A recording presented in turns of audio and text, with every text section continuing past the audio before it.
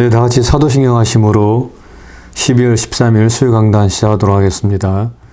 전능하사 천지를 만드신 하나님 아버지를 내가 믿사오며 그 외아들 우리 주 예수 그리스도를 믿사오니 이는 성령으로 잉태하사 동정녀 마리아에게 나시고 본디오 빌라도에게 고난을 받으사 십자가에 못 박혀 죽으시고 장사한 지 사흘 만에 죽은 자 가운데서 다시 살아나시며 하늘에 오르사 전능하신 하나님 우편에 앉아 계시다가 저리로서 산 자와 죽은 자를 심판하러 오시리라.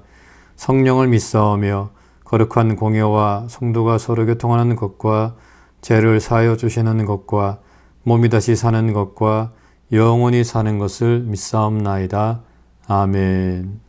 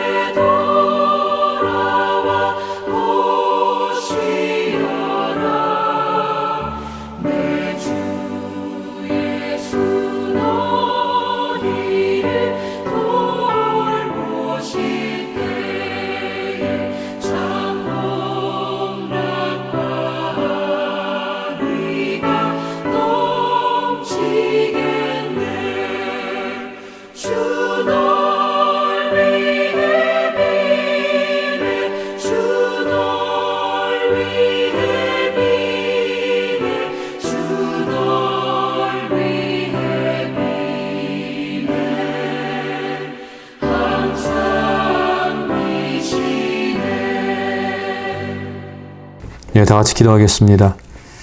참 좋으신 하나님, 또 오늘도 하루의 일과를 마치고 또 이 시간 이 수요 강단을 통해서 또 하나님을 아는 지식에 대해서 함께 배울 수 있는 시간을 허락해 주심을 감사합니다.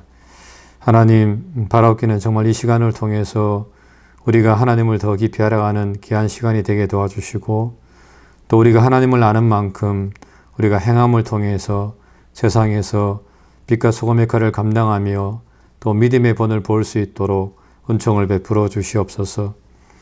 하나님 또 이곳에 은혜와 진리 장로교회를 세워주심을 감사합니다.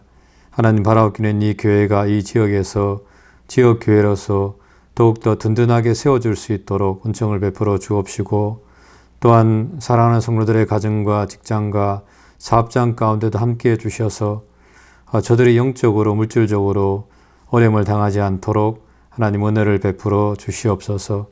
어린 자녀들을 기억하사 저들에게 은혜를 베풀어 주시고 믿음으로 또 말씀으로 성장할 수 있도록 하나님 도와주옵소서.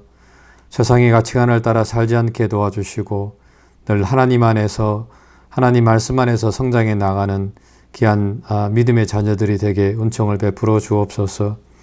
하나님 또한 한우들 가운데 함께 주셔서 육신의 질병으로 인해서 어려움을 당하지 않게 도와주시고 하나님 할 수만 있다면 저들을 치유하여 주시옵소서. 바른 회복과 치유 역사가 저들 가운데 일어날 수 있도록 은혜를 베풀어 주시옵소서.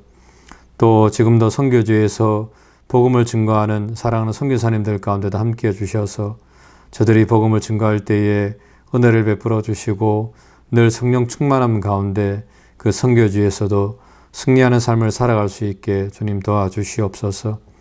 이 시간 처음 시작하는 시간입니다. 마치는 시간까지 성령 하나님께서 함께 하시길 원하옵고 사랑 많으신 예수님 이름으로 간절히 기도합니다. 아멘. 네, 말씀은 에베소서 1장 3절부터 7절까지 말씀입니다. 찬송하리로다 하나님 곧 우리 주 예수 그리스도의 아버지께서 그리스도 안에서 하늘에 속한 모든 신령한 복을 우리에게 주시되 곧 창세전에 그리스도 안에서 우리를 택하사 우리로 사랑 안에서 그 앞에 거룩하고 흠이 없게 하시려고 그 기쁘신 뜻대로 우리를 예정하사 예수 그리스도로 말미암아 자기의 아들들이 되게 하셨으니 이는 그가 사랑하시는 자 안에서 우리에게 거저 주시는 바 그의 은혜의 영광을 찬송하게 하려는 것이라. 우리는 그리스도 안에서 그의 은혜의 풍성함을 따라 그의 피로 말미암아 속량 곧 죄사함을 받았느니라. 아멘. 네, 오늘은 하나님을 아는 지식 11번째 하나님의 은혜에 대해서 함께 좀 살펴보도록 하겠습니다. 먼저 이 내용을 공부하는 목적은 성경에 기록된 하나님의 은혜가 무엇이고 또 그 은혜가 우리에게 주는 의미가 무엇인가를 깨닫는 그런 시간을 좀 가지기 위함입니다. 먼저 사람들은 흔히들 이 기독교를 은혜의 종교라고 부릅니다. 여기서 은혜의 종교라고 하는 말은 인간을 향해서 사랑을 베푸시는 하나님의 인격적인 행동을 뜻한다라고 이렇게 말을 할 수가 있습니다. 신약 성경에는 이 카리스, 은혜라고 하는 말과 아가페, 사랑이라고 하는 말이 함께 나오는데 사실 이 말은 타 종교에서는 없는 오직 기독교에서만 사용하는 그런 단어라고 할 수가 있습니다. 또한 이 말들은 오직 자발적으로 베풀기로 작정한 이 자비의 개념을 표현한 단어들이라고 말을 할 수가 있습니다. 바울은 고린도전서 15장 10절에서 이렇게 말씀하고 있습니다. 나의 나된 것은 하나님의 은혜로 된 것이니 내게 주신 그의 은혜가 헛되지 아니하여 내가 모든 사도보다 더 많이 수고하였으나 내가 한 것이 아니요 오직 나와 함께 하신 하나님의 은혜로라 라고 이렇게 고백을 하고 있습니다. 즉 바울은 자신의 삶 전체가 하나님의 은혜입니다 라고 이렇게 말씀을 하고 있는 것입니다. 하지만 오늘날 교회 다니는 많은 사람들은 더 이상 이 하나님의 은혜에 대해서 말하지 않고 또한 믿지 않고 있습니다. 그렇다면 여러분, 사람들이 이 성경에서 말씀하고 있는 이 하나님의 은혜를 지금 더 이상 믿지 않는 그런 이유는 무엇입니까? 그것은 크게 세 가지 이유가 있습니다.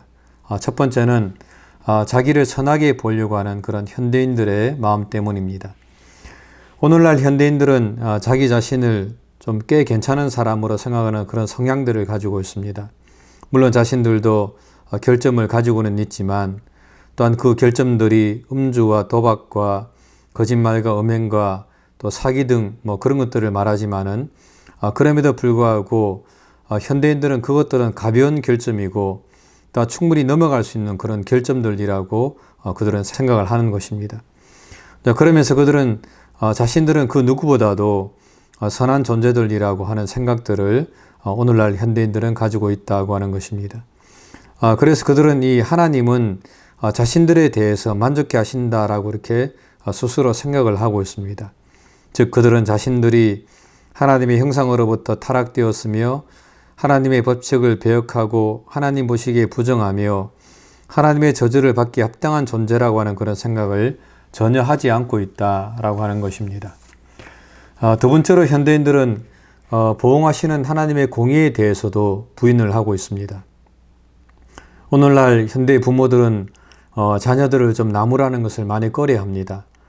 체벌을 하지 않으려고 합니다. 그리고 그것은 학교에서도 마찬가지입니다. 교사들은 학생들에게 체벌을 가하지 않습니다. 오히려 체벌을 가하게 되면은 교사들이 더 많은 어떤 곤욕을 치르는 것을 볼 수가 있습니다. 하지만 그것은 가정과 학교에서만 그렇게 하는 것이 아닙니다. 국가 또한 모든 종류의 반사회적인 행동과 만행에 대해서도 믿을 수 없을 정도로 많이 관용하면서 눈 감아주는 것을 우리가 볼 수가 있습니다. 즉 제휴 수단으로서 어쩔 수 없을 때에만 형벌을 가하는 것을 보게 되는 것입니다. 그래서 오늘날 현대인들은 이런 것들을 보면서 하나님께서 인간이 지은 죄에 대해서도 공의로 보응하시는 것은 있을 수가 없는 일이라고 이렇게 단정을 지어버리는 것입니다. 그런 일들은 사랑의 하나님의 성품에 위반되는 행동이기 때문에 하나님은 그렇게 해서는 안 된다라고 사람들은 생각을 하고 있습니다. 이것이 바로 오늘날 현대인들이 하나님에 대해서 가지는 생각들이라고 말을 할 수가 있습니다. 하지만 성경은 줄곧 하나님께서 자기의 선하심을 통해서 지으신 이 세계가 도덕적인 세계이며 또한 하나님께서 이 세계 안에서 공의로 보응을 하시는 것이 정당한 것임을 계속해서 성경을 통해서 말씀을 하고 있습니다. 즉 하나님은 온 땅의 재판장이시며 그는 모든 일들을 옳게 행하실 것이며 무죄한 자는 변호해 주시지만 법을 어긴 자들에 대해서는 심판하실 것이라고 계속해서 성경은 하나님의 공의에 대해서 말씀을 하고 있는 것입니다. 하지만 오늘날 현대인들은 이것을 더 이상 믿지 않고 있습니다. 세 번째로 현대인들은 주권적인 하나님의 자유를 모르고 있기 때문입니다. 고대 사람들은 각각 신들이 자신들의 유익 때문에 자기를 숭배하는 그런 사람들에게 신이 매여 있다고 그렇게 생각을 했었습니다. 예를 들면 사람들이 신에게 제사를 드리지 않으면 신들은 먹을 것이 없어서 굶어 죽을 수밖에 없으므로 신들은 사람들이 드리는 그 제사와 헌물의 메인 삶을 살고 있다고 고대 사람들은 생각을 했습니다. 하지만 성경에 나오는 하나님은 자신의 영화를 위해서 인간에게 의존하시는 분이 아니십니다. 또한 하나님은 이미 죄를 지은 우리에게 호의를 베풀어 주시는 분도 아니시다라고 성경은 말씀을 하고 있습니다. 또한 공의로우신 하나님은 죄인인 우리를 불쌍히 여기거나 또한 용서해야 할 의무를 가지신 분도 아니시다라고 하는 것입니다. 만일 그가 용서하시거나 불쌍히 여기신다면 그것은 성경이 말하듯이 그 자신의 선하신 자유의지로 행하시는 행동이라고 말을 할 수가 있습니다. 즉 아무도 하나님께 그것을 하도록 강요할 수가 없다라고 하는 것입니다. 바울은 이에 대해서 로마서 9장 16절에서 이렇게 말씀하고 있습니다. 그런즉 원하는 자로 말미암음도 아니요 다른 박질하는 자로 말미암음도 아니요 오직 긍휼히 계시는 하나님으로 말미암음이니라 라고 말씀을 하고 있는 것입니다. 즉 은혜라고 하는 것은 베풀지 않아도 될 자로부터 나왔다는 의미에서 우리는 이것을 값없는 것이라고 부를 수가 있습니다. 그러므로 이러한 하나님의 은혜는 죄인들이 행한 일과는 배치되는 것이라고 말을 할 수가 있습니다. 하나님께서는 그들의 배영무도함을 관연치 않고 죄인들을 향하여 값없는 사랑을 베풀어 주신 것입니다. 즉 은혜란 하나님께로부터 오직 혹독한 벌만을 받을 자격이 있고 그것밖에는 다른 어떤 것을 전혀 기대할 하등의 이유가 없는 사람들에게 베풀어진 하나님의 사랑이라고 말을 할 수가 있습니다. 그리고 이러한 은혜는 원인과 결과로서 구원과 함께 또한 속해 있다고 성경은 말씀을 하고 있습니다. 에베소서 2장 5절에 이렇게 말씀하고 있습니다. 너희가 은혜로 구원을 얻은 것이라. 디도서 2장 11절에 이렇게 말씀하고 있습니다. 모든 사람에게 구원을 주시는 하나님의 은혜가 나타났습니다. 또한 로마서 5장 8절도 이렇게 말씀하고 있습니다. 우리가 아직 죄인 되었을 때에 그리스도께서 우리를 위하여 죽으심으로 하나님께서 우리에게 대한 자기의 사랑을 확증하셨느니라.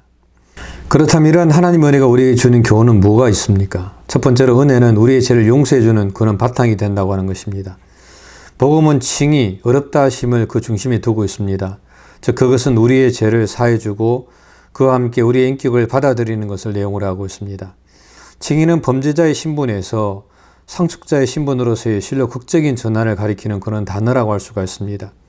칭의는 믿음으로 말미암습니다. 또한 칭의는 사람이 하나님을 신뢰하면서 주 예수 그리스도를 자기의 구세주로 믿는 그 순간에 일어나는 것이라고 성경은 말씀을 하고 있습니다. 또한 칭의는 우리에게 있어서 대가를 요구하지 않습니다. 하지만 하나님에 있어서는 값비싼 대가를 치른 것이다 라고 말씀을 하고 있습니다. 그의 아들의 속죄 죽음이 바로 그 값이었습니다. 그렇다면 왜 하나님은 우리 모든 사람을 위하여 자신의 외아들을 우리에게 내어주셨습니까? 그것은 바로 오직 하나님의 은혜 때문입니다. 속죄를 동반하는 구원을 주시기로 작정한 것은 하나님 자신의 자유로운 결정이었다고 성경은 말씀을 하고 있습니다. 하나님은 우리가 그리스도 예수 안에 있는 구속으로 말미암아 하나님의 은혜로 값없이 어렵다 하심을 얻은 자 되었느니라 라고 이렇게 말씀을 하고 있습니다. 또한 바울은 우리에게 우리가 그리스도 안에서 그의 은혜의 풍성함을 따라 그의 피로 말미암아 구속 곧 제3을 받았다라고 이렇게 말씀을 하고 있는 것입니다. 두 번째로 은혜는 이 구원 계획의 동기가 됩니다.